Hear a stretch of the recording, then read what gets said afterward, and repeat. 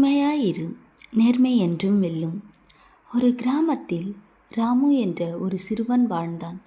அவன் மிகவும் அறிவாளி. ஆனால் அவன் எல்லா வழிகளிலும் தன்னை புத்திசாலியாக காட்ட விரும்பினான். ஒரு நாள் அவன் அருகில் உள்ள காட்டுக்குள் சென்றபோது ஒரு பழைய மரத்தின் அடியில் மின்னும் ஒன்றை கண்டான். அது ஒரு மாணிக்கக்கல். அவன் அதை எடுத்துக்கொண்டு வீட்டுக்கு வந்தான். அதை கையால் பிடிக்கும்போதே அது ஒரு இனிய குரலில் பேசத் தொடங்கியது. நான் ஒரு விந்தையான மாணிக்கம். உண்மையானவர்களிடம் இருந்தால் நன்மை தருவேன், பொய்யானவர்களிடம் இருந்தால் தீமை தருவேன். ராமு அதை கேட்டு சிரித்தான். நான் எதையும் செய்வதற்கும் புத்திசாலிதான். இந்த மாணிக்கத்தை விற்று விற்று பெரிய பணம் சம்பாதிக்கலாம். அவன் அதை ஒரு பெரிய நகரத்திற்கு எடுத்து சென்றான்.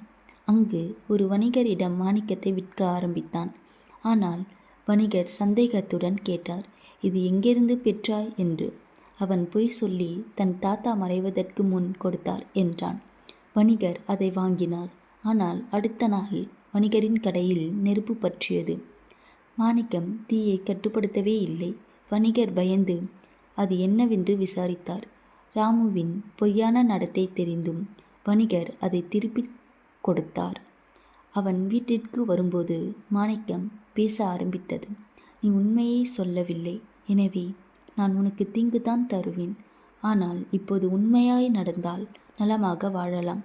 அன்று முதல் ராமு ஒரு நேர்மையான சிறுவனாக மாறினான். ஆனால் அந்த மாணிக்கத்தை எதற்கும் பயன்படுத்தாமல் மீண்டும் மரத்தடியில் வைத்து விட்டான்.